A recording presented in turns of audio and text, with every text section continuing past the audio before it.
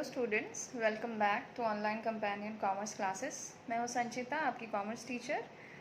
Today I have again come up with a new video on a fresh topic on 12th standard entrepreneurship. ETP का एक fresh topic आज हम लोग discuss करेंगे।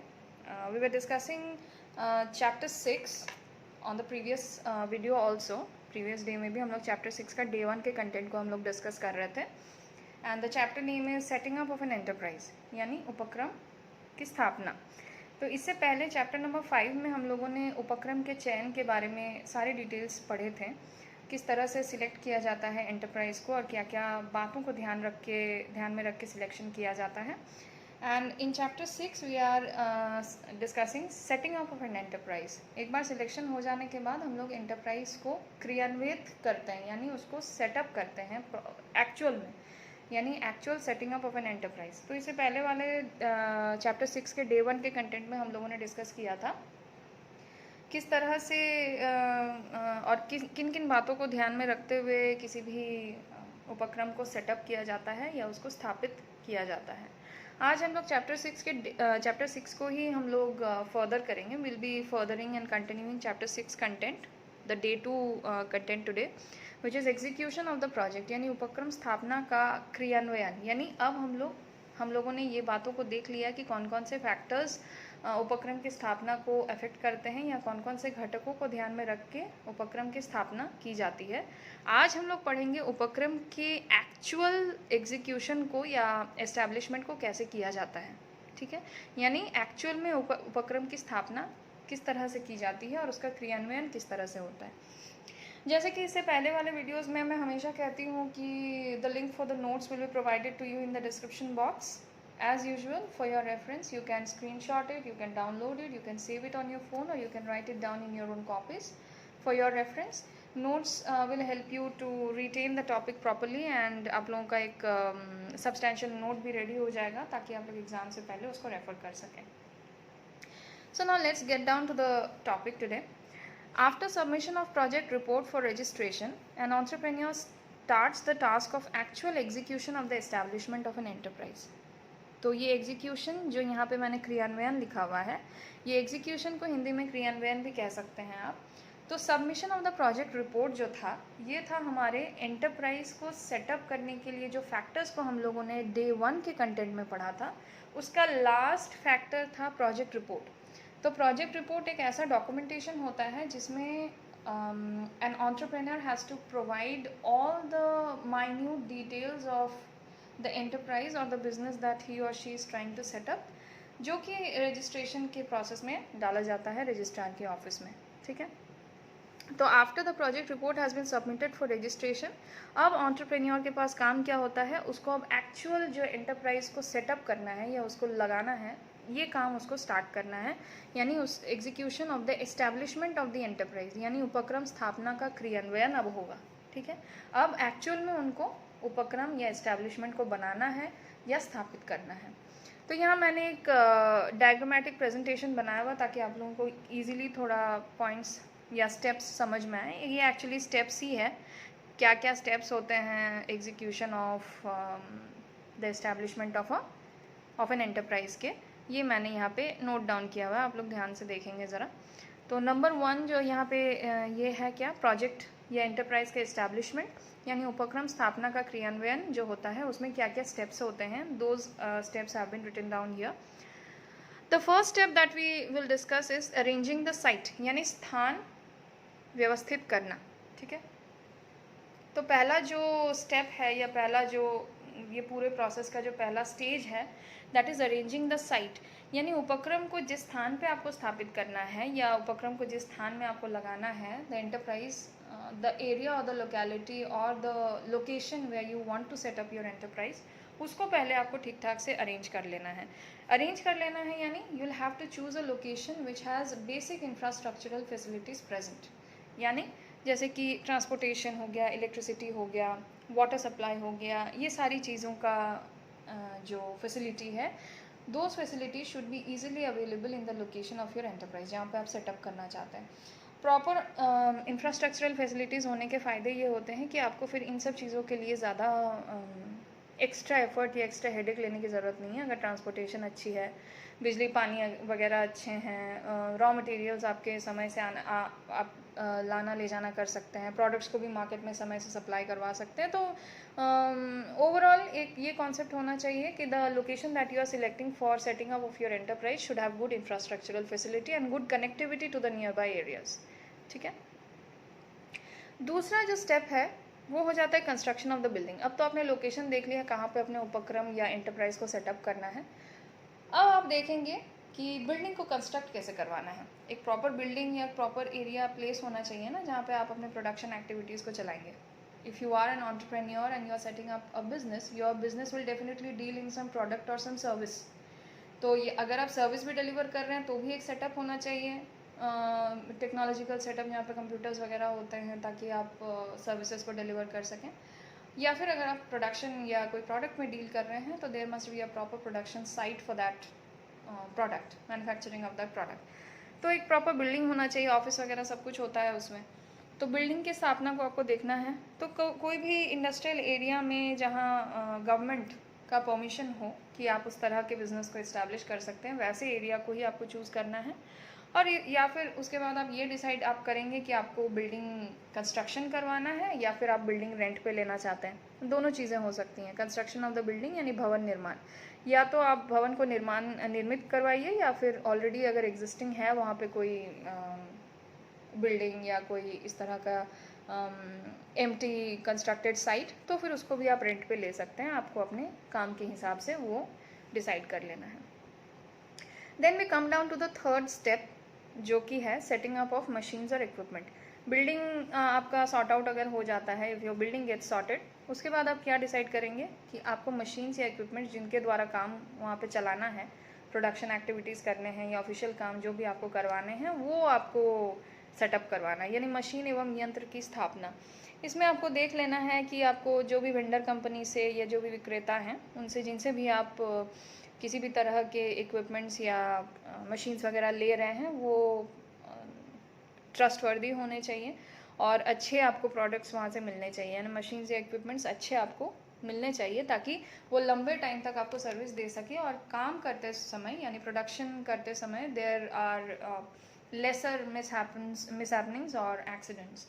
यहाँ पे क्या होता है, मशीन्स एंड इक्विपमेंट्स का कंडीशन अगर सही नहीं रहता है तो there are high chances that there might be some sort of problems occurring during the production activities.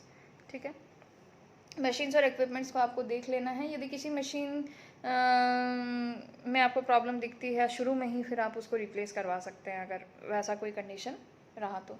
और जहाँ पे आप मशीन्स को ऑपरेट करवाएंगे वहाँ पे प्रॉपर वेंटिलेशन होना चाहिए, बिल्डिंग में प्रॉपर एयर कंडीशनिंग होनी चाहिए ताकि आपके जो एम्प्लॉयज़ आपके लिए काम करेंगे they can work in a safe and healthy environment.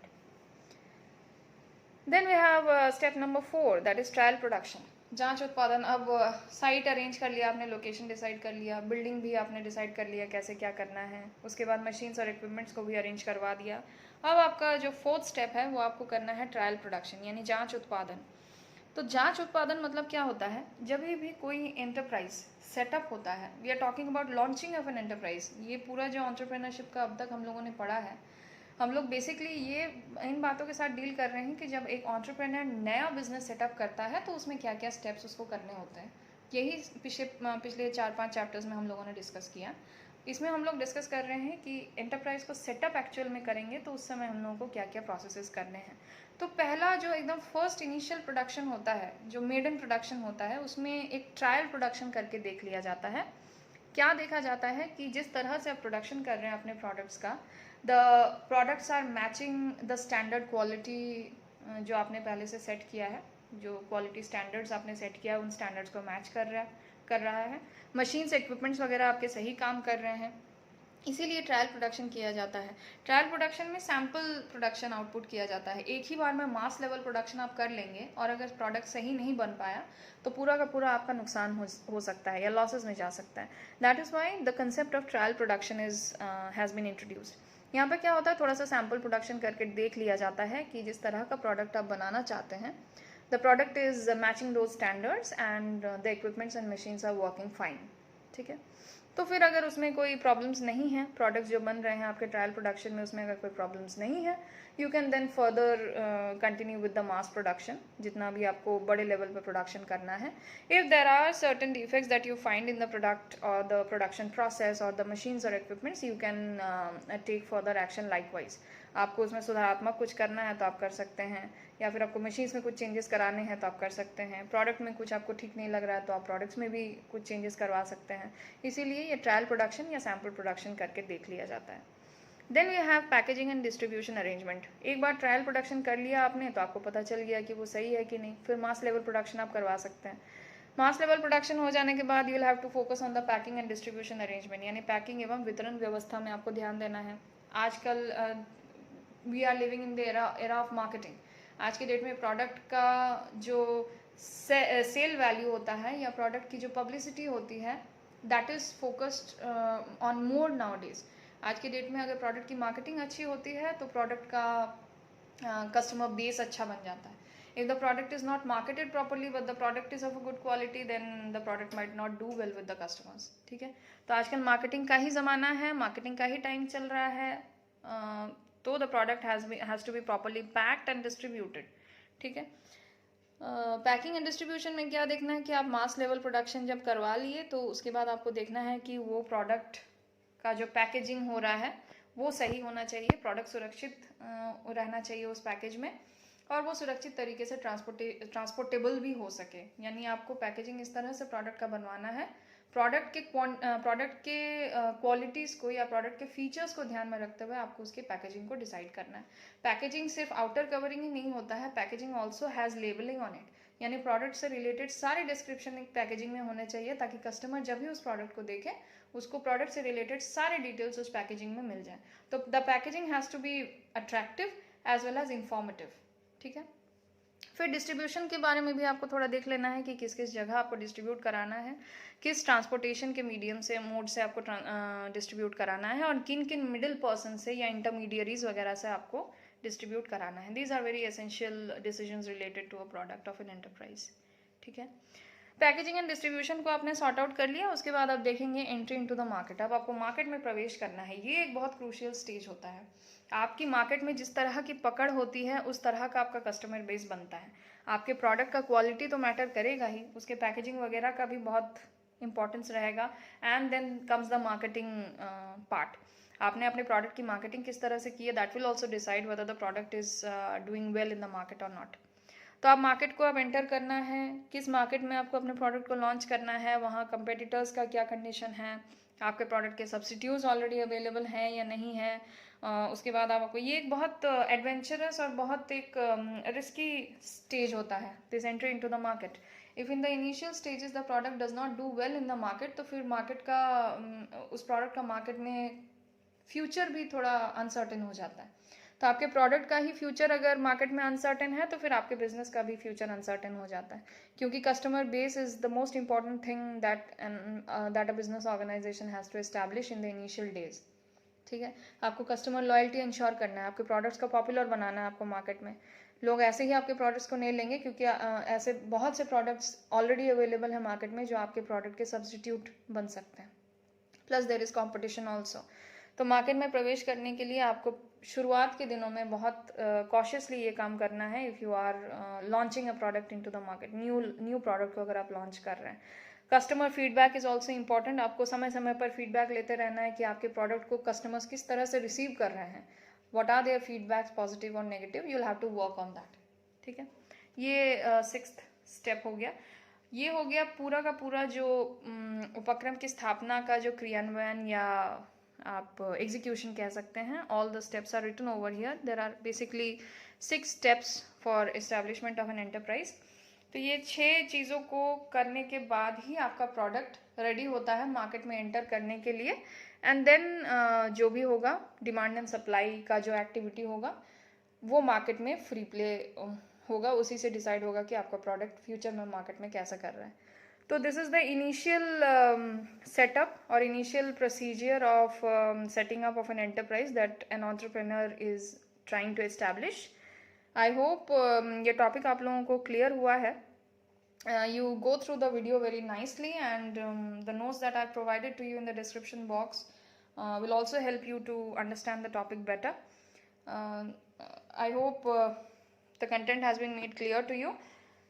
Again, we are going to meet for the next topic um, uh, on the coming days, and then we'll be discussing about a new topic then. So thank you all of you for attending the class.